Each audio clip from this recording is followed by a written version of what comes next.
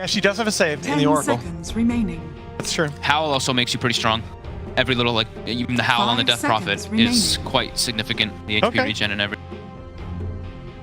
Yeah, they got rid of this day-night split thing, so Yeah. it's equally strong. Yeah. Armor, HP regen, right? It gives a lot.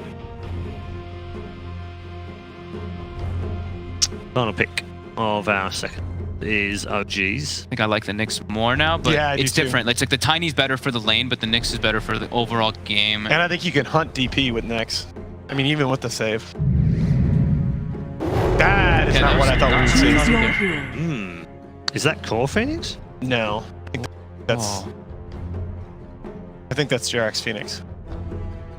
I did not see that one coming. Do you think that is Core Phoenix, guys? I don't think so. We'll have to find it's Topson or Jarax, King or the Phoenix, but they've got the option should they want to choose it. It's an interesting draft, Alan. Very strategical this time round. Interesting draft, but there are not that many drafts where I would have felt comfortable going with Aster after that last game. Yeah. I'll have to pick it. Okay. Can they not? What was their blanked on like all the 5 heroes of Aster right now? Do they have any decent? Who's their egg hitters?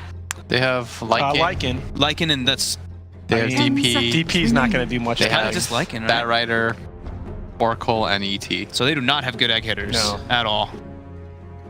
Even level 1 egg they could have problems with. So that's why they picked it. Yeah, they wanted to be able to have it because even like Lycan, he gets a fire spirit on it. He's the only one who can actually hit the egg in a lot of the situations. So they were looking to secure their team fights.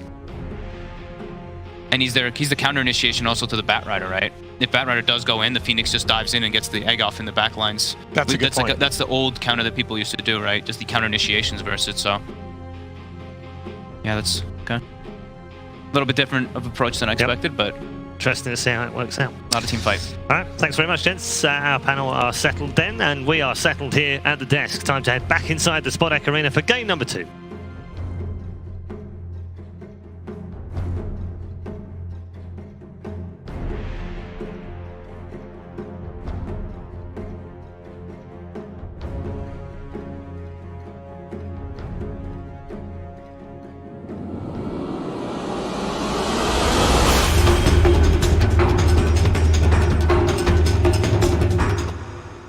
That's right, we're back in the arena and we are getting in to Series 2 OG.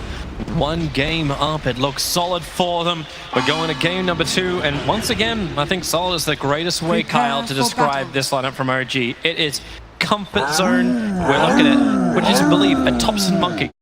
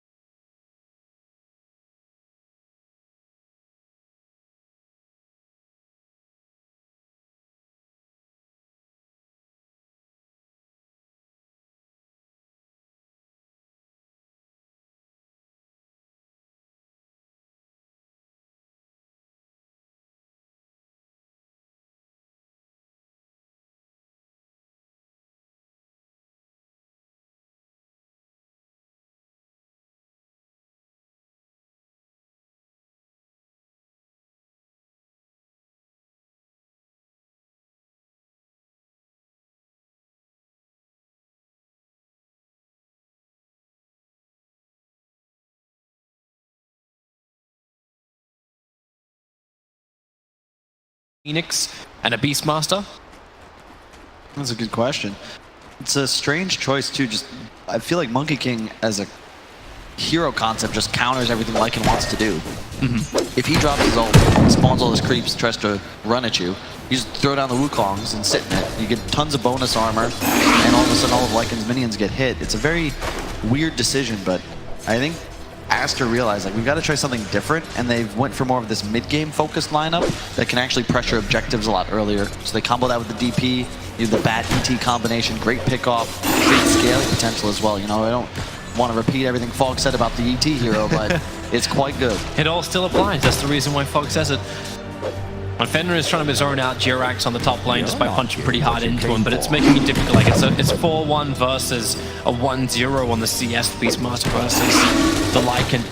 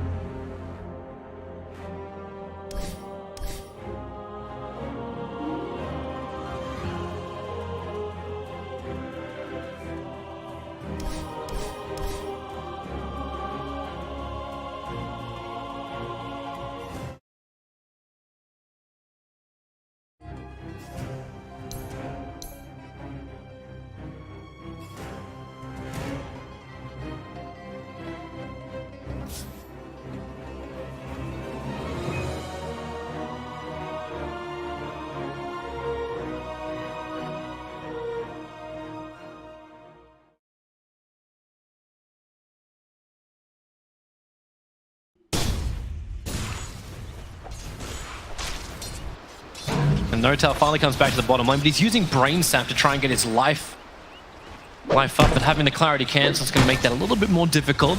Bobica's just staying right on top of him, and here comes the Batrider. Doesn't want to go into the Firefly.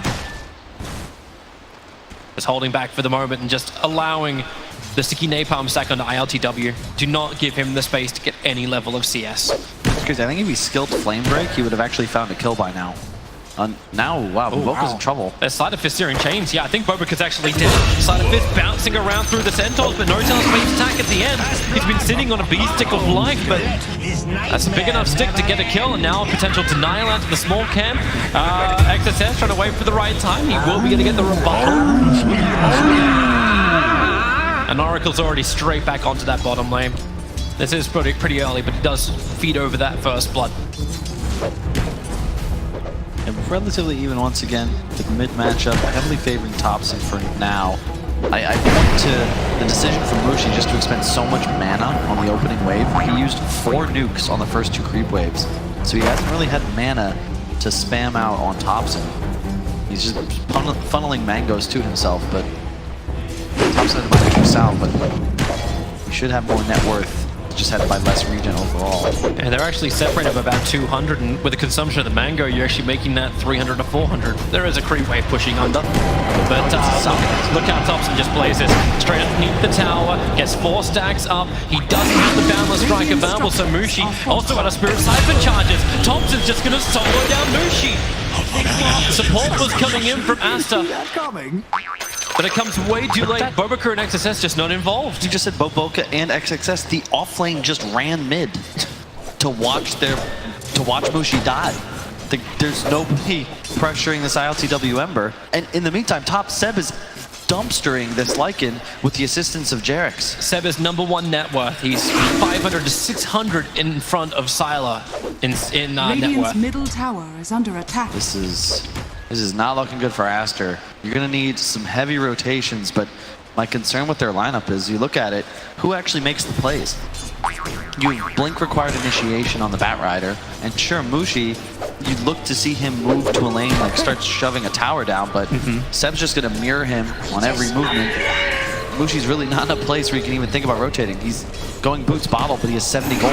Yeah, it's not even like the last game, right, where you got a Morphling. The Morphling can come in with an E-Blade pop, shotgun effect, even though it did come late because of that drums pick up in game 1, but this Aster lineup is a run at you kind of thing, or is it like almost a counter engagement with the way the Oracle would be played? TOPSON gonna find his own kill up on top. Fenrir into the stop, just gonna put Jirax to sleep, but TOPSON already had the tick, finds the kill on Fenrir. I like what Seb's chosen to do as well. Buys treads. Typically you'd see Beastmasters just not. They just rush the item they want, right? But he's just trying to ensure that his laning phase goes as well as possible. Wants to Look keep towards mid bot again. and sideline. TOPSON, he started over on MUSHI. Notal's going to rotate in, and you know he wants to keep this fight going, but a lot of damage into TOPSON, but it may still be enough to kill off Baboka, while MUSHI just sits there in the nightmare that is this mid lane. Literally. Nice. Yeah, it's looking Radiant's bottom tough, and tower the is concern under I have with the attack. ASTER lineup is just that they have certain core necessities before they can actually look to make plays. You need an HOD on your Lycan, and he needs to be level 6 before he can really move lanes ever. Oh, Now you have God. Haster, and you're just gonna dive again. God. Haster means there's no running. He's got no, like this is a no lose profit. Like maybe if you're running a Queen of Pain, you could jump away and you could be a little bit more diverse with your positioning, but against Monkey King, you're with a Haster, no, you're dead. This is one of the more dominant mid performances I've seen in some time. It all started with the solo kill, and you know, if Mushi's upset about the rotations, TOPSON's go, well man, you're trying to gank me first. Fair's fair. And when you're a Death Prophet with no drains off cooldown, still waiting for that recharge, like you actually just don't have any survivability, especially against a hero as strong as MK with Jingu up. Fenrir is trying to stomp, he'll put Seb to sleep, but Jirax is doing all the rest of the work. He'll find the kill, he's been chipping away at this ET for a very long time. You were winning. XSS is gonna have to do something here, right? Like, the Bow Rider is the only one who's been having a really good lane, and he's only just about the net worth of the Lycan. But you think of the trade-off, right? Like, he shut down the Ember is the start, but Ember's net worth is catching back up to the Lycan. It's not just that, but Ember isn't the one that's going to do structure damage. You're fine as ILTW going some phase drums build or phase maelstrom, and you just play aggro. You're going to just land stuns, be mobile, and Notel's also done a great job just consistently sleeping the Firefly of XXS, ensuring there's no damage output. And he's in trouble again on bottom. He actually gets Mushi to TP down to the bottom lane. He looked towards ILTW. Is there a control? There is. The lasso is out. The Ember Spirit will die. Meanwhile, up on top, you got Jirax beginning his run. A quick little jump away. Of course, that Fortune's End will follow him. But not enough damage to find the kill. They're going to shrine up bottom.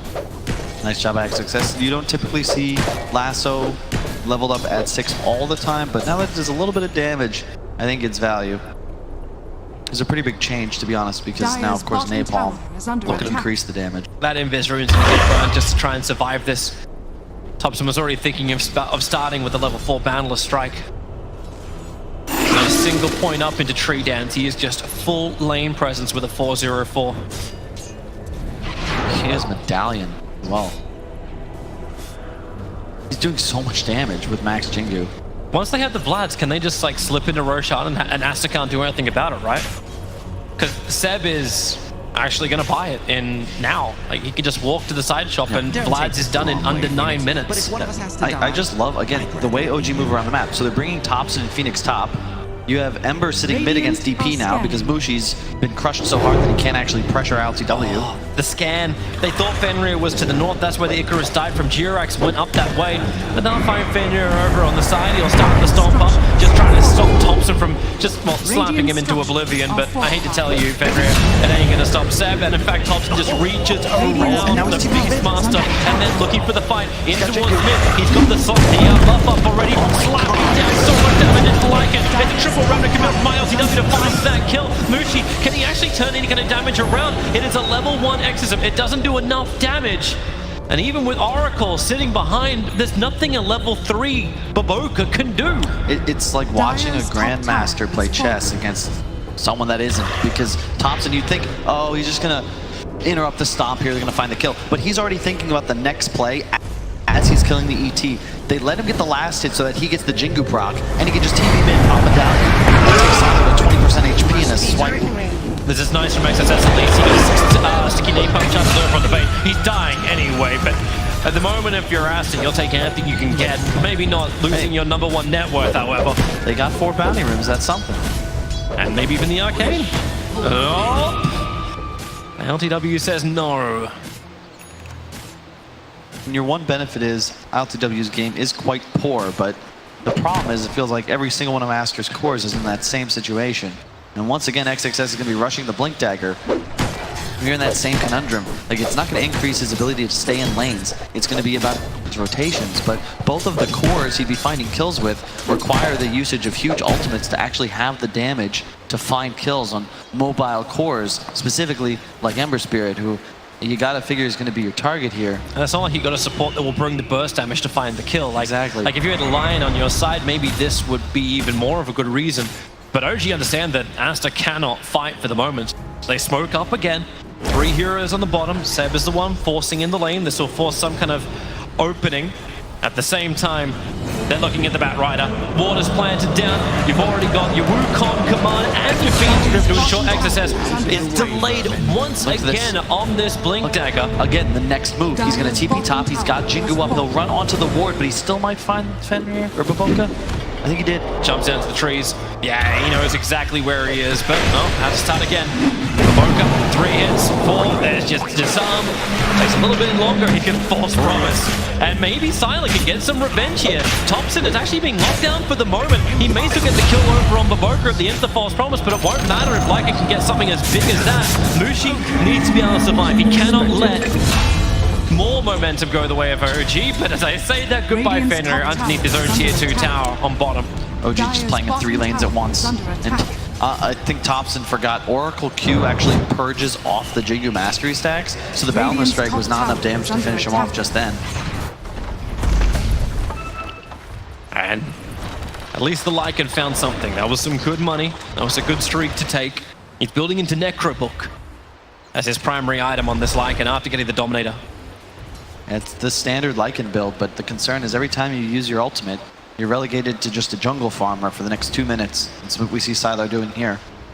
They've had no tower damage to speak of, really. They've buttered up the side lanes. Mid is quite low, but if you want to make plays, it requires you to blow big cooldowns.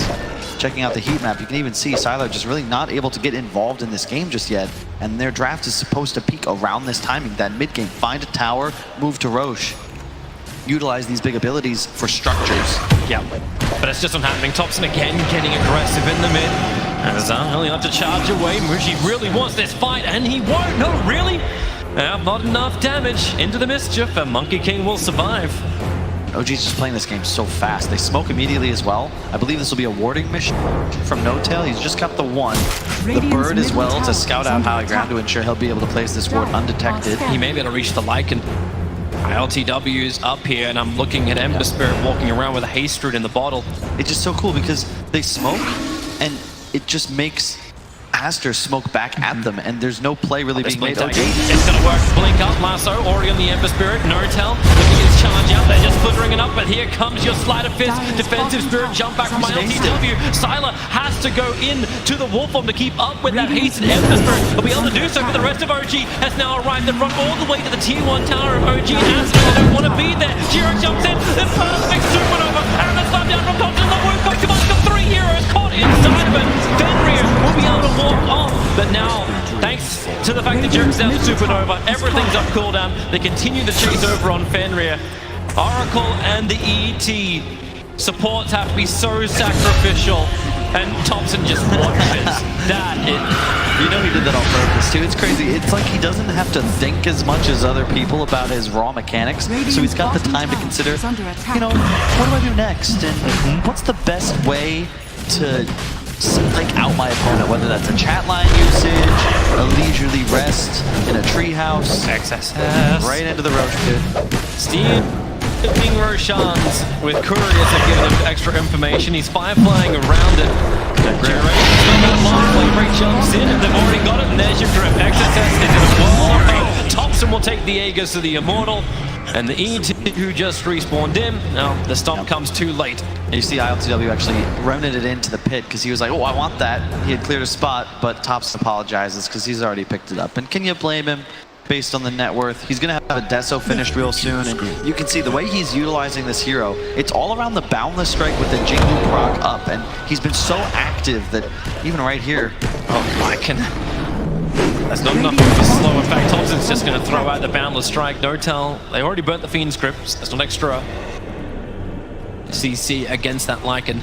It's the same if you talk to Mid One about this hero. A big part of playing Monkey King effectively is just utilizing your stacks and maintaining them at times so that you can rotate with them available, because it turns your Q stun into just, you know, a pretty decent... Wait, oh, well, last time they found him. 3-man smoke up from ASTER, helping to set up for this, and TOPSON.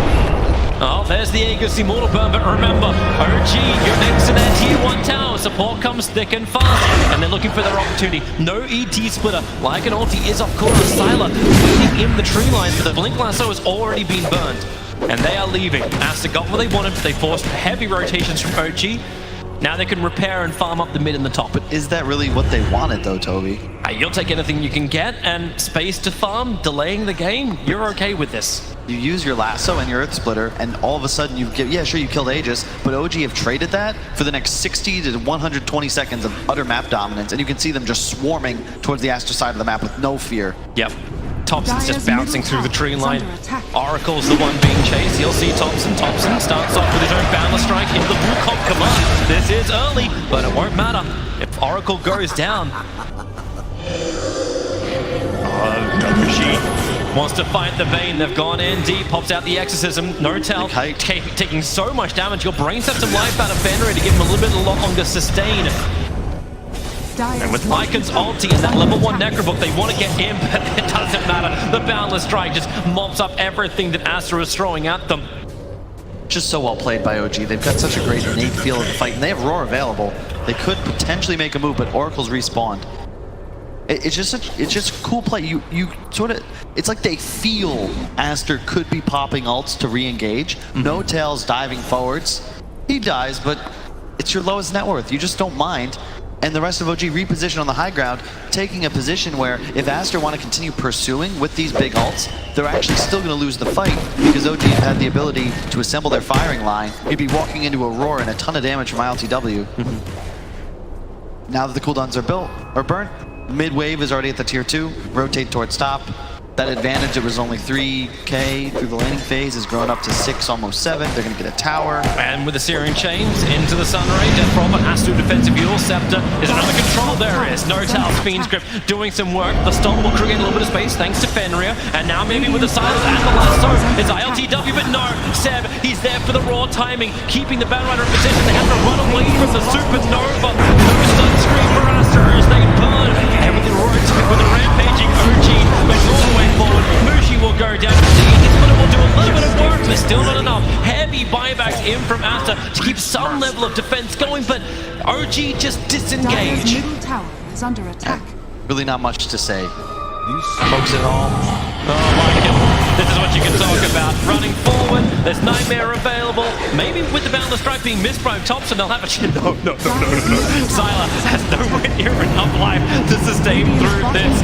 MUSHI wants to get involved, but now the Spirit, he's beating back to get all the mana back up again, and ASTER, they're so low on life. They try to force this so hard. TOPSON can just go ham. He's already killed off XSS. He's looking for another core. Who's going to present themselves? It's the Boundless Strike of MUSHI. The Wukong's command is back off cooldown for him. Now they'll run away, but he's caught on the wrong side of the tracks. He will fall as well. This feels like the easiest game of OG's life right now. He even turned into a tree to casually juke the ET stomp as well. TOPSON just so in the zone. And when I say I don't really know what to comment on, it's more about just how enjoyable it is to watch. Like, OG are playing great Dota. They've been a bit rocky to start the season. People started to question, you know, are they good without Ana? I mean, come on, guys. It takes some time, but now that ILTW's actually settled in, you can see that when they've got a draft they're comfortable with, when they really understand a patch, it's poetry in motion. Oh, they can't get the Necrobooks alive from Sylar. TOPSON's just Boundless Striking them whenever there's an opportunity. Meanwhile, Ember Spirit can slide a fist, and such an easy cooldown, 6 seconds, and with the Maelstrom procs, like ASTER's copping so much damage, and they're providing more and more units for him to work with. And look at OG. Why are they backing away? Well, runes are spawning in 5 seconds. And what do you know? You already have a preemptive TP from No Tail as TOPSON covers him, checking choke points, ensuring there's no movement from the ASTER side. And they go from grouped up as 5 to fanned out around the map, collecting resources in a matter of moments. Yep. Look to see them just come back together, group up. It's clinical Dota from OG, and ASTER are trying to force problems. That's the reason why they smoke up. Oh no! The boundless strike! It connects with the XSS just as he wanted to get in, and he's even getting a Fiend script up. They'll be able to get the silence down, so Bane's Fiend script will not be able to continue, but Bane dies, and now the rest of them come forward. What else does ASTER have left in the tank? Lycan, he's charging forward in that full form. They get the lasso out of ILTW. They need that corner die, but then again, the control doesn't last long enough. He's already backing away. Supernova is down. ASTER are going to be stunned and dying in the middle of all of this. MUSHI just gets slipped out. TOPSON does so much work, so much damage, and ASTER, I feel like this is the end of your road. You've lost 3 heroes. The Batrider was lucky to get out of that one alive, but OG are coming for your mid-ranked, and they're coming for the next round in this lower bracket. Like, I've seen Solo do that, Puppy do that so many times. No-Tell obviously adept as well. I'm the 5 feed into buyback. Cost him a measly 257 gold in a game they're utterly dominating. Not even, sorry, 227. For the price of just a set of sentry wards, you tank a bunch of spells for your squad. The Earth's better on cooldown as that fight engages. I think you lose 2 racks here as ASTER. They know you don't have any big spells up. Yep. You got no Lycan ulti, you got no ET splitter. Batrider can't initiate because Lasso's down for another 37 seconds. Radiant's top tower. Oracle can't save you. I don't think I've actually seen a single time where it's like, hey, yeah, false promise, it's going to actually do something. He can't stand close enough. They just get the kills too quickly. Now the top lane can push. Lycan gets his level 3 Necrobooks, and this will be it for ASTER. Like, they'll lose the bottom lane of ranks. OG may pull back out 14 seconds before Batrider can initiate. But they're poking and prodding, waiting for some kind of opportunity. If ASTER want to present one. But it's not required. Lycan, in the ulti form, going with the level 3 Necro, wants the kill over on No-Tell. This will be a dieback from him if they can find the kill, while Batrider up on the hillside. The lasso, he couldn't actually catch on to TOPSON to look for a better target. Seb will have to be in as they just hold him in position. MUSHI finally doing some work. 2 heroes down for OG. One of them will buy back into the game, even though the gem is dropped. But MUSHI, he's just locked down. He has no more life. Maybe he does with the lasso. They're creating some space. They need to kill him by LTW. The stop from Fenrir. It's good timing for the Spider Fist. It's still doing his work. Fenrir, the splitter, is trying to actually protect himself, but he backs up and stops TOPSON from charging forward deeper into the ASTER base. But there's your boundless strike. Still an access as this really is OG's base. It has ASTER on the flag, but OG took the leads. I'm just gonna go for throne. I love it. They have Monkey King ult up as well. I'm sure they'll be dropped right on top of the throne just to assert dominance. Like I've said before, that clinical performance. This is textbook. What do you teach do? Class on this. MUSHI's gonna try and wrap around the back. It's a double silence. He blinks forward. The Supernova is down. They're just looking for the first kill. MUSHI has to defensively use right now, or else he'll die. He's trying to wait out for the Supernova, but he's already lost his teammates. He's lost the game. This is over. GG is the call, and OG will storm their way over ASTER into the next round of ESL 1 Katowice. And TOPSON is doing it in style.